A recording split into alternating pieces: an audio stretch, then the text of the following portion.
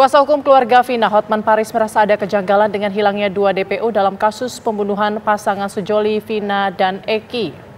Ya, pasalnya 2 DPO itu termasuk ke dalam 3 DPO yang sudah menjadi putusan pengadilan. Selain itu, Hotman Paris mengatakan tudingan bahwa Peggy Setiawan sebagai pelaku pembunuhan Vina ini harus diselidiki lebih lanjut lagi. Menurut Hotman, pemirsa, ada 6 terpidana yang telah di BAP dalam minggu terakhir ini untuk kasus Vina. Hasilnya mengejutkan, 5 dari 6 terpidana tersebut mengatakan Peggy Setiawan bukan pelakunya. Untuk membahasnya, pemirsa, telah bergabung bersama kami saat ini sudah hadir Wakapolri periode 2013 hingga 2014, Komjen Pol Purnawirawan Ogro Seno. Terima kasih sudah hadir Pak Ogro. Terima kasih, selamat sore.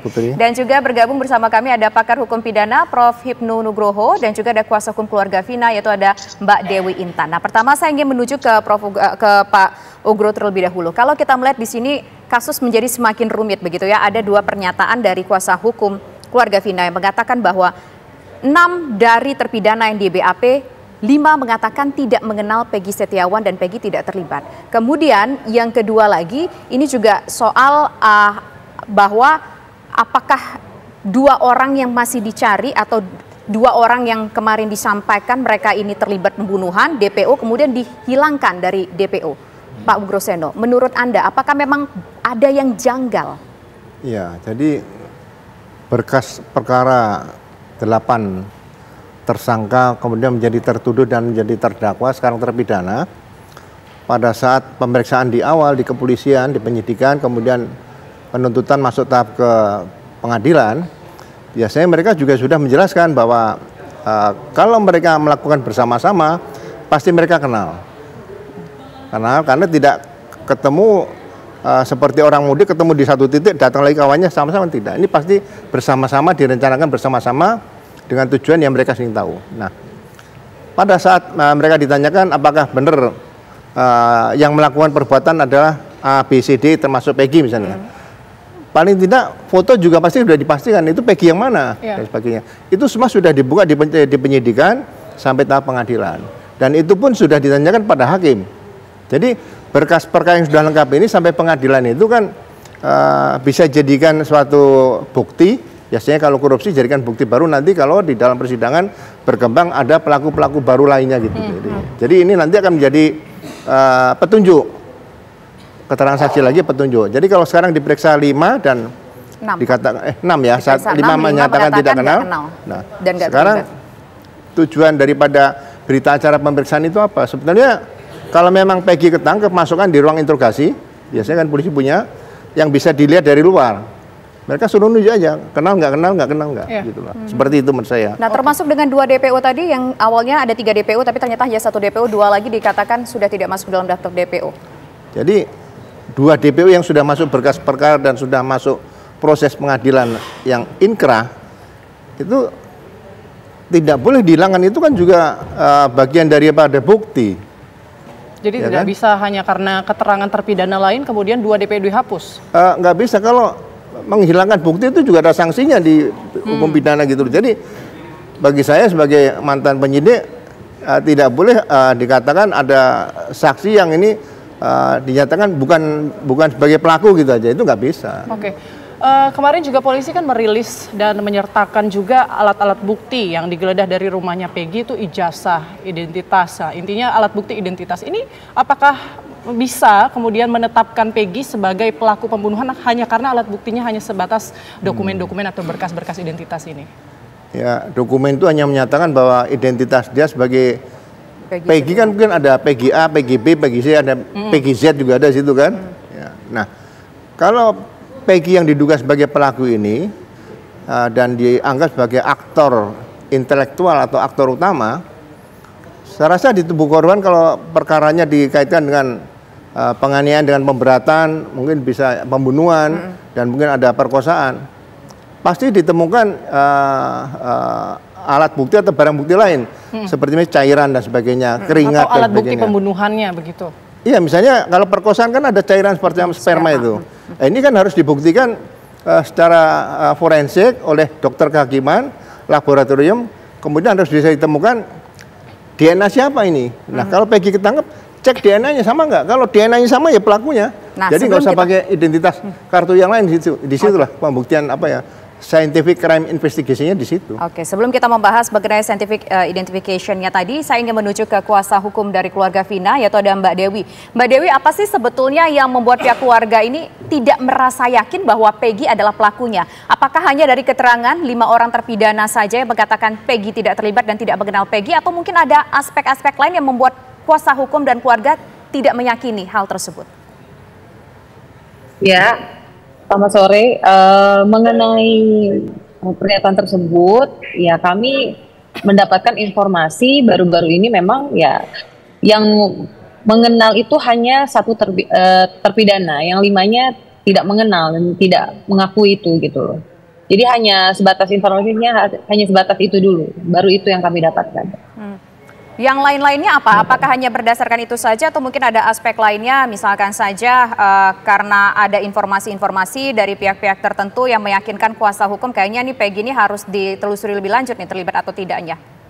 Ada nggak dengar informasi? Belum ada informasi tersebut, yang 5 terpidana menyatakan tidak, yang 1 menyatakan iya, itu justru kami dapat dari pihak kepolisian. Baik, mungkin saya mau ke Prof. Hipnu. Prof, ini kalau dari amar putusan kan tertulis ada 3 DPO, lalu tiba-tiba sekarang hanya 1 saja. Apakah ini terjadi kontradiksi investigasi dan mana yang berlaku? Kalau kita lihat kan amar putusan ini berkekuatan hukum tetap, atau misalnya investigasi yang terbaru yang berlaku, mana yang lebih berlaku?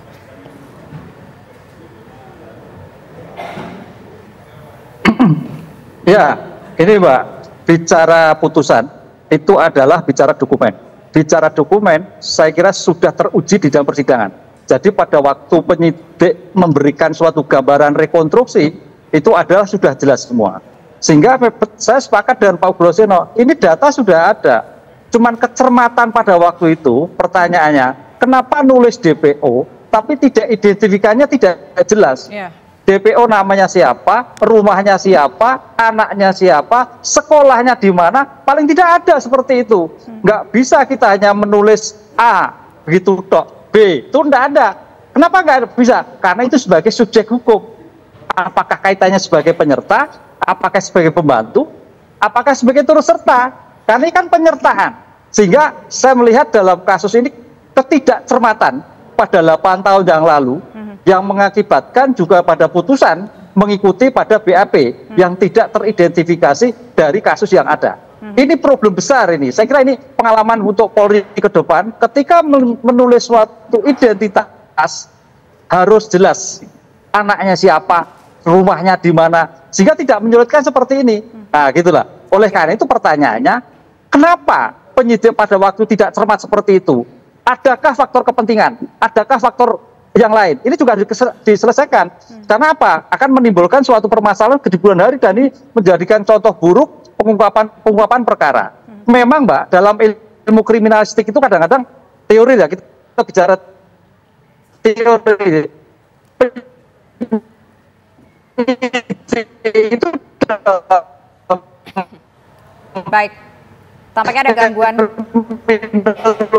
Baik. Tampaknya ada gangguan komunikasi dengan Prof. Hipnu. Nanti kami akan mencoba memperbaiki saluran komunikasi kami dengan Prof. Hipnu. Saya ingin menuju ke Pak Ugro. Pak Ugro, ini ada ketidakcermatan dari 8 tahun yang lalu. Kalau dari pengalaman Anda, apa yang harus dilakukan oleh aparat berwajib untuk mengatasi ketidakcermatan ini? Karena kan dampaknya kalau tidak cermat ada muncul isu trust dari publik kepada polisi. Ya. Jadi pengalaman saya selama 35 tahun, 2 bulan di kepolisian dan mengungkap kasus. Ilmu tentang keresersan ini di kepolisian ini kan sudah banyak menyerap ilmu dari Indonesia sendiri di Megamendung, kemudian dari Jerman juga ada, kemudian dari FBI juga ada. Jadi begitu ada kejadian, yang dilakukan pertama adalah analisa kriminal.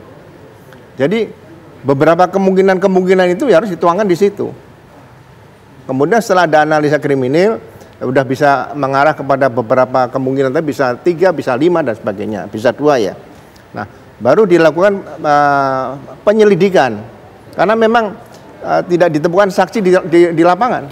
Nah, penyelidikan ini juga dasarnya adalah surat perintah dimulai penyidikan. Jadi begitu dinyatakan ini ada dugaan pidana, kepolisian wajib menerbitkan surat perintah dimulai penyidikan. Nah, pada saat setelah dianalisa, kemudian diterbitkan lagi surat perintah penyelidikan. Nah, penyelidikan ini mulai dari penyelidikan lapangan. Ini harus dilakukan karena bisa nyamar, bisa nempel ke beberapa orang yang dicurigai dan sebagainya. Kemudian forensic investigation itu pemeriksaan forensik, ya kan. Kemudian ketika scientific crime investigation ini jadi menggunakan beberapa cara ilmiah menggunakan itu. Seperti contoh, tahun 1999 ada pembunuhan 3 orang asing di Belu di Atambua. Nah, Kapolri saat itu Pak Bimantoro, Jenderal Bimantoro perintahkan bentuk satgas khusus. Nah, kita berangkat ke sana. Nah, untuk membantu mengungkap kasus tersebut sehingga membantu Polda NTT dan Polres Atambua. Ya. Akhirnya terungkap, kenapa? Ya, setelah kita ketahuan bahwa mereka dibunuh dengan parang dan siapa yang di depan, siapa pelakunya, setelah dianalisa ternyata si A. Nah, kita langsung ada pendekatan karena mereka ini kelompok yang dulu eksodus dari Timur-Timur. Nah, akhirnya mereka sadar. Nah, kita sita secara resmi senjata tajam, ya kan? Korban adalah golongan darahnya adalah A, B, dan O. Ini fakta nih. Setelah kita sita alat bukti tadi, parang tadi, senjata tajam, diperiksa di laboratorium forensik, ternyata darah yang ada di parang adalah darah AB. Kita semua tim penyidik kaget. Ini gimana? Ini A, B, dan O. Nah, terus tanyakan ke ahlinya lagi, DNA. Ternyata kalau parang itu membunuh satu golongan darahnya A1B, yang terjadi kalau itu adalah AB. Nah, ini ahli ini kan di sidang pengadilan dibawa. Jadi polisi memang tidak bekerja sendiri, harus didampingi dengan ya ada dokter, ada psikolog dan sebagainya, itu di sidang pengadilan. Sehingga begitu ditanya sebenarnya tidak masuk akal. Oh, nggak mungkin Pak, ini darahnya A, ini B kok bisa jadi AB. Tapi kan kalau itu kan bicara soal dari segi kedokterannya ya Pak ya. Kalau bicara soal kedokteran kan tadi sempat dibahas adalah soal sperma tadi. Kalau soal sperma itu saya sempat juga berbincang bahwa ternyata sperma itu dalam waktu 5 hari itu sudah rusak, sudah sulit untuk diketahui siapa pemilik sperma tersebut kalau memang ada di tubuh jenazah korban. Itu kan udah 8 tahun yang lalu. Nah, kalau dalam posisi sekarang setelah 8 tahun berlalu, apa yang kemudian bisa dilakukan Pak Ugro? Alat bukti baru apa yang bisa ditemukan polisi? Jadi gini, selain alat bukti kan ada baju dan sebagainya. Saya rasa sekarang peralatan forensik sekarang lebih canggih daripada yang dulu. Contoh, ambil sidik jari di karpet. Kalau dulu nggak bisa, sekarang udah bisa. Gitu loh. Jadi kita yakin bahwa peralatan scientific crime investigation yang sekarang ini, peralatan forensik itu lebih canggih. Dan kalau ditemukan mayat dengan dugaan perkosaan, dokter kehakiman yang melaksanakan otopsi dan sebagainya harus bertanggung jawab. Di mana disimpan si sperma, diduga ada sperma di situ. Darahnya dicek, darah siapa di situ. Gitu loh. Jadi benar-benar harus ekstra hati-hati supaya tidak salah nanti menentukan siapa pelakunya gitu aja. Oke, baik. Nanti kita akan lanjutkan perbincangan ini usai jeda. Kabar Petang masih akan kembali sesaat lagi.